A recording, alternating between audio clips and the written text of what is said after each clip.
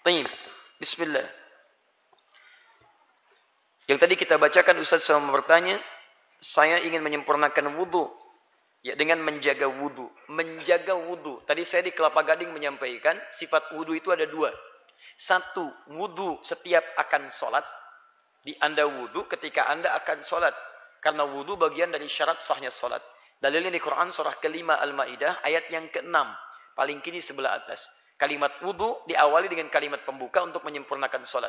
Ya ayyuhalladzina amanu idza qumtum ilas shalah. Hai orang-orang beriman, kalau Anda ingin menunaikan salat dengan sempurna, faghsilu wujuhakum, maka mulai awali dengan wudu dulu. Basuh wajahmu. Di syarat sahnya salat itu dimulai dengan wudu. Saya katakan tadi, kalaupun Anda salatnya khusyuk sampai menangis, sujudnya panjang sampai doanya luar biasa, ya Allah kabulkan ya Allah sampai salam. Tapi Anda enggak wudu, maka salat Anda tidak sah. Paham ya? Salat Anda tidak sah di sini. Dan dalilnya lengkap, banyak turunan-turunan dari Nabi sallallahu alaihi wasallam, termasuk di hadis riwayat Al-Bukhari nomor hadis 244, hadis Muslim nomor hadis 397 dari Abu Hurairah radhiyallahu taala anhu. Baik, yang kedua adalah yang ditanyakan ini, selalu menjaga wudu. Dan ini sifatnya di dalam Quran disebut sebagai sifat hamba yang sangat dicintai Allah. Dia ada karakteristik hamba, disebutkan di Quran, hamba ini mendapatkan cinta Allah. Saya sering katakan dalam setiap kesempatan yang mungkin disampaikan, bahwa cinta manusia saja begitu kita harapkan, maka bagaimana dengan cinta Allah subhanahu wa ta'ala? Anda ingin dicintai pasangan Anda, anak Anda, kerabat Anda, maka kenapa Anda tidak dicintai oleh Allah subhanahu wa ta'ala? Nah, kalau Anda ingin dicintai oleh Allah, ada banyak pilihan. Salah satunya ada di Quran surah kedua Al-Baqarah, di ujung ayat yang ketiga. Perhatikan kalimat cinta di ayat ini. Innallaha yuhibbut tawwabin wa yuhibbul mutatahhirin. Ya, sungguh Allah itu mencintai orang yang senantiasa mau tobat. Tobat. Mata saya pernah salah, saya tobat. Telinga saya pernah keliru dengar, saya tobat. Lisan saya pernah salah, saya tobat. Terus Anda terfikir untuk hijrah dari yang kurang baik pada yang baik. Ingat pesan saya ya. Ketika Anda terbersit ingin berubah jadi lebih baik, di situ Anda mendapatkan anugerah tertinggi yang tak ternilai. Anda sedang dicintai oleh Allah subhanahu wa ta'ala. Karena itu tolong jangan gadaikan cinta Allah dengan dunia. Itu nggak ada tandingannya. Kalau Anda kemudian akan berubah jadi baik dan harus berhadapan dengan meninggalkan dunia Anda, demi Allah kalau saya boleh sarankan, pilih cinta Allah. Ketika Anda dicintai oleh Allah, maka semua akan mengikuti dalam kehidupan Anda. Siapa yang punya dunia? Allah. Siapa yang punya materi? Allah. Siapa yang punya kesembuhan? Allah. Siapa yang punya obatnya? Allah. Siapa yang punya semesta? Allah. Jadi ketika Anda ikuti hukum Allah, Anda mendapatkan cintanya, maka semua yang terkait dengan dunia, Anda akan mendapatinya. Tapi kalau Anda pilih dunia, maka dunia jadi besar di hadapan Anda, cinta Allah akan jauh dari Anda. Demi Allah saya katakan, saya beri rumus cepat ya, ini rahasia kedua yang saya sampaikan di antara kita saja. Lihat baik-baik. Orang tobat, ciri pertamanya istighfar. Istighfar itu permohonan ampunan dari dosa. Ya, jadi begitu dia beristighfar, itu menandakan dia mau tobat di hadapan Allah. Astagfirullah. Nah, orang istighfar itu, dia berpeluang mendapatkan cinta Allah. Ketika dicintai oleh Allah, perhatikan baik-baik. Rahasia pertamanya ketika cinta Allah turun, dosa diampuni dulu. Quran surah ketiga, ayat 31. Paling kiri sebelah atas. Saya langsung ke ujungnya. Yuhbibkumullah wa yaghfir lakum dzunubakum. Kalau cinta Allah sudah diberikan pada Anda, maka yang pertama dosa Anda diampuni dulu. Habis semua. Habis. Ciri diampuni dosa, sederhana, gampang. Paling gampang adalah, lihat akibatnya. Anda sudah tidak senang dengan dosa itu lagi, dan berganti dari buruk jadi baik. Misal, Anda sering marah-marah tidak jelas. Anda bertobat, tiba-tiba Anda jadi penyabar, maka penyabar itu ciri diterimanya tobat Anda. Dosa Anda digugurkan, sabar Anda muncul. Anda sering kumpul pada yang tidak jelas, pindah kepada yang jelas-jelas untuk akhirat Anda bisa. Ikut ta'lim, diskusi yang baik-baik, bekerja pada yang halal lebih baik lagi. Maka demi Allah saya katakan, fokus baik-baik. Saat Anda kemudian berubah jadi lebih baik dari ujung kepala sampai ujung kaki, itu tandanya tobat Anda diterima oleh Allah Subhanahu wa taala. Dan dosa Anda sudah digugurkan. Jadi kalau sudah digugurkan, Anda jangan diulangi lagi. Hati-hati betul. Nah, kalau sudah seperti itu, ujian pertama Anda mesti berpisah dengan yang dulu-dulu. Nanti setelah dekat dengan Allah, maka Allah akan turunkan rahmat lebih luas daripada sebelumnya. Inilah yang menyebabkan Nabi Nuh alaihissalam, bukan di surah Nuh, dari ayat 10 sampai ayat 13-nya. sering meminta umatnya untuk istighfar, tobat, tobat, tobat. Ketika tobat, lihat ayatnya. Faqultu astaghfiru rabbakum innahu kana ghaffara. Aku sering katakan pada umatku, cepat istighfar, tobat, tobat, tobat. Karena Allah itu pasti akan menjemput orang tobat. Jadi kalau seseorang kembali kepada Allah, itu ditunggu itu. Bahkan hadis kutsinya jelas, hadis kutsinya. Kamu datang merangkak, aku datang dengan berjalan. Kamu berjalan, aku datang dengan berlari. Jangan dibayangkan keadaannya. Maksud ini kalimat mubalaghah untuk menunjukkan cepat. Dia Allah itu paling cepat merespon orang tobat. Cepat, lebih daripada apa yang Anda bayangkan. Yang paling menarik, teruskan ayatnya. Faqultu astaghfiru rabbakum innahu kana ghaffara. Yursilis samaa'a 'alaikum midrara. Kalau sudah tobat diampuni, terima, dosa diampuni, maka Allah akan mencurahkan rahmatnya dari langit kepada Anda. Wa yumdidkum bi amwalin. Kalau rahmat turun dari langit, maka harta Anda akan diluaskan oleh Allah Subhanahu wa taala. Kalau yang menyampaikan adi hidayat, Anda boleh ragu, tinggalkan. Tapi kalau yang menyampaikan Allah, maka hukum berlaku. La raiba fi. Dzalikal kitabu la raiba fi. Jangan pernah Anda ragukan janji Allah Subhanahu wa taala. Quran surah 3 ayat 9. Innallaha la yukhliful mi'ad. Allah enggak mungkin, mustahil mengingkari janjinya. Allah yang janji pada kita. Kata Allah, kamu tobat, saya curahkan rahmat dari langit. Begitu rahmat turun, rahmat kan 3 bentuknya. Pertama, solusi dari masalah. Quran surah kedua Al-Baqarah ayat 155 sampai 157. Masalahnya di 155, sabarnya 156, rahmatnya 157. Paling kiri sebelah atas. Ulaika 'alaihim salawatun min rabbihim wa rahmah. Ada hamba Allah yang ketika mendapatkan ujian, masalah dalam hidup, diberikan rahmat oleh Allah. Ketika rahmat turun, wa ulaika humul muhtadun. Mereka mendapatkan solusi dari masalahnya, selesai urusannya. Bahkan ada orang yang belum dapat masalah, sudah selesai masalahnya. Bukan nggak punya masalah, tapi masalahnya diringankan oleh Allah. Sama-sama dapat, dan masalahnya serupa. Orang ini punya masalah, dia punya masalah. Bisa orang itu larut dalam kesedihan, orang ini santai aja. Silakan cek. Dan banyak hamba-hamba Allah Subhanahu wa taala bukan nggak punya masalah, tapi masalahnya banyak, cuma diringankan oleh Allah. Silakan lihat para ustaz, masalahnya lebih banyak daripada antum. Tuh, masalah semua tuh pertanyaan. Masalah punya antum yang mikirin ustaz. Dia itu luar biasa gitu kan. Tapi lihat yang lain-lain, Masya Allah. Demi Allah saya katakan, Anda mendapatkan ini rahmat turun. Kedua, ampunan dari semua dosa yang berlebih. Quran surah ke-39 ayat 53. Qul ya ibadiyalladzina asrafu ala anfusihim la taqnatu min rahmatillah. Kalau Anda pernah berbuat dosa, maaf ya, sepenuh langit, bahkan memenuhi bumi, daratan lautannya, darat laut bahkan udaranya. Demi Allah saya katakan, nyawa belum sampai ke kerongkongan, ada peluang Anda berubah jadi hamba terbaik di hadapan Allah Subhanahu wa taala. Tinggalkan yang buruk, Anda akan diangkat. Bukankah Anda sering mendengar ada orang ahli surga, di lisan Nabi dijamin tanpa hisab? Coba cek latar belakang mereka. Bukankah mereka pernah berbuat salah? Teman-teman, tidak ada yang sempurna. Hei Anda yang pernah mabuk, dulu sahabat Nabi ada yang pernah mabuk, namanya Umar. 5 kali dalam sehari. Anda nggak seperti itu, dan jangan pernah bersaing, Anda kalah. Demi Allah saya katakan, tapi dia bisa memilih untuk meninggalkan masa lalunya, membuka lembaran barunya. Ketika dibuka dia masuk Islam dan baik keislamannya, hasuna islamu. Perhatikan bagaimana Allah mengangkat derajatnya. Demi Allah saya katakan, dosanya diampuni oleh Allah. Dijadikan jadi sahabat terbaik. Meninggalnya dikubur di samping Nabi. Pernah jadi khalifah, jabatan tertinggi. Dan surganya kata Nabi, masuk surga tanpa hisab. Kurang apa lagi? Luar biasa. Pernah ada pembunuh 100 orang. Bunuh 100 orang. Bertobat dia cuma datang ke majelis ilmu. Di tengah jalan tobat. Begitu tobat meninggal dunia. Masya Allah. Turun langsung kalimat dakhalal jannah. Langkahnya menggugurkan dosanya ketika bertobat. Setiap depaknya dihitung sebagai pahala. Ketika dosanya gugur, pahalanya muncul. Apa yang terjadi? Dakhalal jannah. Masuk surga. Padahal pernah bunuh 100 orang.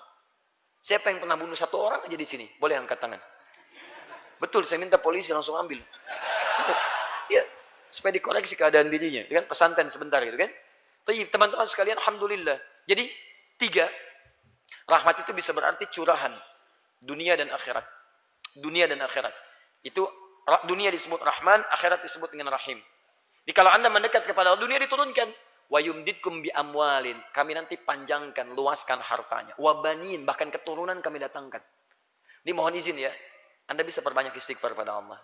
Hei teman-teman yang mendambakan keturunan, mendambakan pekerjaan yang baik, ayo coba cara beristighfar. Saya beri rahasia yang ketiga, ini diantara kita aja. Buka Quran, surah ke-51, ayat ke-18. Ini istighfar terbaik. Istighfar terbaik. Anda lakukan setelah tahajud. Ini Quran ya, bukan saya, Quran yang bicara. Lakukan setelah tahajud, di penghujung malam sebelum subuh. Ya. Anda tahajud dulu karena ayatnya terangkai dengan tahajud. Anda harus tahajud dulu. Mulai tahajudnya di ayat ke-15, 16, 17. Istighfarnya ayat 18. Lihat baik-baik Quran surah 51, buka ayat 15-nya, paling kanan di pertengahan. Innal muttaqina fi jannatin wa uyun. Ada orang takwa tinggalnya di taman surga. Akhidhina ma atahum rabbuhum innahum kanu qabla dzalika muhsinin. Mereka itu saat di dunia adalah orang-orang yang rajin ibadah, orang baik. Apa amalannya? 1 ayat 17. Kanu qalila minal laili ma yahja'un. Mereka itu kalau malam sedikit tidurnya. Sedikit tidurnya. Di malam dia bagi untuk ibadah. Sedikit tidur, lalu dia ibadah. Begitu dia bangun, menjelang subuh, dia tidak tidur lagi. Perhatikan. Ini rahasianya. Wabil ashari hum yastaghfirun. Dan di waktu-waktu sahar. Sahar itu sekitar 15-20 menit sebelum subuh. Anda duduk. Hum yastaghfirun. Mereka istighfar kepada Allah. Istighfar. Hum. Hum itu bentuk jamak mereka. Bukan aib antum duduk dengan keluarga di rumah. Suami istri tahajud terus duduk di satu ruangan yang sama. Dan mulai beristighfar kepada Allah. Mulai dengan suaminya, ya Allah, ampuni dosa saya ya Allah. Maafkan papa kalau selama ini belum jadi suami yang baik. Ya, adik-adik, anak-anak mohon maaf. Kalau selama ini papa belum memberikan yang terbaik untuk kalian. Belum mendapatkan ridha Allah untuk merawat kalian. Ya Allah ampuni saya ya Allah. Istrinya menyambut, Pak, mama juga mohon maaf. Kalau selama ini belum jadi istri yang baik. Sering kadang-kadang melanggar ketentuan, tidak baik membicarakan pada yang buruk. Anak-anak mohon maafkan mama. Kalau malam ini jadi malam terakhir dan kita tidak berjumpa, mohon semoga Allah ampuni dosa mama. Astagfirullah. Anaknya berkata sampai si bungsu berkata, Pak, mama maafkan anda. Sampai hari ini masih sibuk dengan dunia. Belum mampu menghafal Quran. Belum bisa memberikan mahkota. Kemudian mereka semua beristighfar pada Allah. Ya Allah ampuni dosa kami ya Allah. Astagfirullahaladzim. Astagfirullahaladzim. Demi Allah saya katakan, rahmat Allah akan diturunkan di keluarga itu. Akan diturunkan di situ. Begitu turun, wa yumdidkum bi amwalin wa banina. Setelah itu, Masya Allah, turun, hadir kenikmatan dalam hidup Anda. Minimal, rumah tangga Anda akan tenang, teman-teman. Itu kan dari Quran. Apa pernah enggak? Saya tanya pada Anda, pernah enggak mengerjakan sekali aja? Kalau Anda ingin merasakan nikmatnya, malam ini Anda bangun tahajud, sebelum subuh Anda lakukan apa yang tadi saya sampaikan. Demi Allah saya katakan, akan ada ketenangan luar biasa dalam rumah tangga Anda.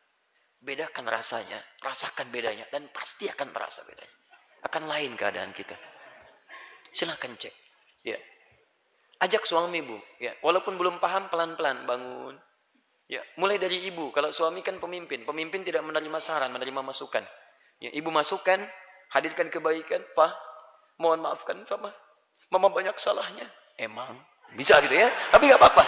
Gak apa-apa. Awal-awal begitu. Nanti lama-lama ikutnya. Nah sekarang. Baik. Saya tidak mau terlampau berlebihan, kita kembalikan ke sini. Jadi bagaimana sekarang menyempurnakan wudhu itu untuk sholat. Yang kedua, teman-teman, Anda ketika melakukan perbuatan seperti itu dicintai oleh Allah, diampuni dosa. Selain tobat apa? Selain tobat menjaga wudhu. Orang yang menjaga wudhu, wudhu itu masuk dalam bab toharah. Nama lain wudhu itu tuhur. Tuhur itu nama lain wudhu. Karena wudhu itu fungsinya membersihkan luar, membersihkan dalam. Makanya disebut tuhur. Menggabungkan bersih luar dengan bersih dalam. Bersih luar disebut dengan nazafah. Orangnya nazif. Bersih dalam disebut dengan husnun. Baik, ketika husnun dengan nazafah digabungkan menjadi wudu namanya. Dibersih luarnya, bersih dalamnya. Babnya disebut dengan tuhurun. Pembahasannya disebut dengan toharah. Makanya kalau Anda buka kitab fikih pembahasan toharah, itu dimulai dengan wudu. Jenis-jenis air yang digunakan wudu apa saja. Ya, air tahir mutahhir, air tahir ghair mutahhir, air musyammas, air musta'mal dan sebagainya. Pernah dengar itu? Dan tidak ada air yang diobok-obok, airnya diobok-obok, itu tidak ada. Ya kan? Sampai mengobok-obok agama orang lain, itu tidak penting, kita tinggalkan itu. Baik, kembalikan ke sini. Ya. Ya, baik, jangan mencela yang sudah tercela. Kita doakan dalam kebaikan. Baik, fokus. Jadi orang yang sering wudhu, kalau batal, wudhu lagi. Batal, wudhu lagi. Itu orang yang disebut dengan mutatahhir. Apa namanya? Mutatahhir. Kalau banyak, tambah in di ujungnya atau un. Jadi mutatahhirin atau mutatahhirun. Mutatahhir. Mutatahhir. Ya. Kalau jamak tambah in atau un. Jadi mutatahhirin atau mutatahhirun. Nah ini orang kedua yang dicintai Allah Subhanahu wa taala. Golongan kedua. Lihat ayatnya. Innallaha yuhibbut tawwabina wa yuhibbul mutatahhirin. Dan hebatnya, setiap selesai wudu, Anda menggabungkan dua sifat itu. Silahkan cek doa Anda setelah wudu. Asyhadu an la ilaha wa asyhadu anna Muhammadan Allahumma ja'alni minat waj'alni minal. Cek. Anda minta cinta Allah. Kata Anda, ya Allah saya mau tobat, saya mau tobat. Makanya setelah Anda wudu, jangan mengerjakan lagi yang maksiat. Cek tayangan kami tadi siang dari Kelapa Gading. Kami terangkan apa makna wudu dengan konsep mutatahhir. Yang kedua, Anda minta pada Allah supaya dijaga wudunya dalam kebaikan. Makanya kalau Anda mengatakan mutatahhir, itu artinya Anda tidak harus berwudu ketika akan sholat saja. Batal wudu, kemudian wudu lagi. Batal wudu, wudu lagi. Ada kejadian membatalkan wudu, wudu lagi. Maka ketika Anda punya sifat seperti itu, saya ucapkan selamat kepada Anda. Karena Anda sedang dicintai Allah Subhanahu wa Ta'ala. Ini poinnya. Dahsyat. Saking dahsyatnya. Nah ya. Spidol bisa lompat. Jazakallah khair. Paham sampai sini? Baik. Nah sekarang ada teman kita perawat bertanya kepada kami, Ustaz, saya ingin menjaga wudu, tapi keadaan saya itu menyulitkan untuk demikian. Bagaimana solusinya? Pertama saya ucapkan selamat dulu. Karena ketika Anda bertanya seperti ini, Anda sedang ingin mendapatkan cinta Allah Subhanahu wa Ta'ala. Itu luar biasa. Ya, luar biasa. Dalam pekerjaan Anda masih memikirkan bagaimana cara menjaga wudu. Pertama, tetap jaga wudu Anda seperti biasa. Ketika kemudian terjadi peristiwa-peristiwa, Anda mesti merawat dalam keadaan darurat misalnya, ya, dari yang bukan mahram Anda atau menyentuh yang kemudian mesti Anda sentuh, yang bisa membatalkan wudu. Kalau memungkinkan Anda berwudu lagi. Kalau kesulitan, fa illam tajidu ma'a. Quran surah 5 ayat ke-6. Kalau tidak mendapati air, fatayammamu. Yang paling gampang Anda tayamum. Anda juga bisa, Pak. Tajidu itu bukan berarti airnya mesti tidak ada. Bukan. Ada 3 jenis tajidu dalam bahasa Arab. Tajidu itu artinya, 1, illam tajidu, airnya sama sekali nggak ada. Kondisi pertama. Dicari air nggak ketemu-ketemu. Mana air nggak ada, mana air nggak ada. Ya, nggak ketemu airnya. Maka yang seperti itu sudah kita ketahui. Bisa tayamum solusinya. 2, airnya ada. Tapi adanya terbatas untuk hajat yang lain. Yang sekiranya kalau tidak ada air bisa bahaya misalnya. Hajat-hajat tertentu. Maka ini tidak boleh dipakai wudu. Anda silahkan tayamum. Yang ini gunakan untuk hajat yang lain. Hajat darurat yang lain. Jelas ya? Ukuran yang bisa dipakai wudu itu 4. Kalau cukup bagi yang 4, maka silahkan Anda berwudu. Tapi kalau nggak cukup bagi yang 4 ini atau ada hajat yang lain, maka tinggalkan ini kemudian Anda tayamum. 4 itu disebutkan di Quran surah 5 ayat ke-6. Pertama wajah, kedua tangan sampai siku, ketiga kepala, kemudian yang keempat kaki sampai kedua mata kaki. Jelas ya? Baik, yang ketiga airnya ada. Cukup, hajat terpenuhi, bisa dipakai apa saja. Alhamdulillah. Cuma kita tidak bisa menggunakannya. Kenapa? Karena ada kondisi darurat yang tidak mungkin menggunakan itu. Apa diantaranya? Misal, saya sakit. Sakitnya tidak mungkin bagi saya menggunakan air. Kalau kena air bisa bertambah penyakit saya, tambah parah misalnya. Maka yang seperti itu jangan paksakan. Anda cukup berwudu saja. Dengan tayamum. Maaf, tayamum pengganti wudu. Tayamum pengganti wudu. Misal, saya tidak sakit tapi dinginnya luar biasa. Awas hati-hati, kalau kena air ini bahaya. Dingin luar biasa. Di Korea kemarin kami dari sana itu minus 4 derajat. Kadang sampai minus 10 derajat. Bahkan pernah kejadian di zaman Nabi, malam mimpi. Mimpinya berhubungan seksual. Ya, mengharuskan dia mandi. Tapi suasananya dingin. Temannya yang belum tahu hukum, Masya Allah, ikut berfatwa. Kamu harus mandi. Mandi dia. Begitu mandi, meninggal. Betul. Diadukan pada Nabi, dimarahi orang ini. Kamu telah bunuh sahabat kamu. Maksud kalimat itu, kamu kalau nggak tahu, kamu jangan memberikan fatwa. Makanya teman-teman, kalau antum belum tahu hukum, jangan banyak komentar masalah hukum. Bahaya antum. Apalagi menilai orang dengan penilaian yang luar biasa. Sesat, kafir, macam-macam. Itu luar biasa, itu jahatnya. Maksud jahat itu artinya, kalimat itu akan mencari pemiliknya. Kalau nggak ditemukan di dunia, dia naik ke langit. Kalau tidak ditemukan di langit, akan balik kepada yang mengucapkannya. Makanya hati-hati. Hati-hati, termasuk memberikan fatwa-fatwa yang kita tidak tahu. Awas, hati-hati betul ya. Nah sekarang, situasi itu dialami yang semacam ini. Saya kalau seperti itu, mesti batal lagi. Mesti batal lagi. Dan kemungkinan akan menyulitkan bagian pekerjaan saya. Bagaimana caranya? Anda bisa tayamum. Selesai, tayamum. Ya, kemudian beri contoh pada teman-teman Anda yang lain. Mungkin belum paham. Coba lihat tuh, coba lihat. Gosok-gosok ke tembok, ya kan, dan sebagainya. Baik, kenapa sih? Iya ya, sedang aneh dia. Baik. Begitu seperti itu datang kawannya, kamu kenapa? Tangannya bermasalah ya? Bukan, tapi saya ingin mencoba dicintai Allah Subhanahu wa Ta'ala. Saya sedang tayamum. Tayamum itu siapa? Tetangga kamu? Wah, Masya Allah gitu ya. Itu berarti dia belum tahu tentang agama kita, belum tahu. Ya, saya pernah praktekkan di rumah sakit. Ya, waktu saya sedang sakit luar biasa, kemudian coba kita tayamum, susternya langsung pada bingung tuh, ya di belakang, karena di situ mungkin dia belum paham. Itu kenapa katanya pasiennya? Apa ada masalah tiba-tiba nempelkan ke tembok? Dijelaskan sedang tayamum menjadi syiar untuk mereka. Alhamdulillah. Ya, begitu saya sakit lagi, saya bilang sama istri saya nggak mau dirawat di rumah sakit. Masya Allah, datang orang maksa ke rumah. Ustaz, itu lidahnya sudah putih, sudah macam-macam. Saya katakan, saya tidak mau dirawat oleh yang bukan mahram saya. Saya katakan pada istri saya, mau rawat saya? Insya Allah. Baik, Bu yang mau ke rumah sakit atau di rumah saya rawat? Rawat di rumah. Bismillah. Saya minta kepada Allah. Saya mohon ya Rabb, saya tidak ingin merepotkan orang lain. Ya Allah, saya tidak mau disentuh oleh yang bukan mahram saya. Ya Allah, mustahil kau titipkan kepada saya kecuali ada obatnya. Kau janji dalam Al-Quran. Kita bacakan ayat, kita mohonkan pada Allah. Anda tahu apa yang terjadi? Di rumah sakit bisa seminggu, 2 minggu. Di situ cuma 2 hari selesai masalah. 2 hari selesai, dakwah lagi. Senin sakit, Selasa libur, Rabu libur, Kamis dakwah lagi. Selesai. Dan memang Senin sampai Rabu kami istirahat. Udah selesai, nggak mengganggu dan sebagainya. Alhamdulillah. Alhamdulillah. Ya, kembali ke sini, jadi silakan Anda bertayamum. Kalau tidak memungkinkan, maka niatkan untuk itu, maka insya Allah Anda mendapatkan rahmat Allah Subhanahu wa Ta'ala.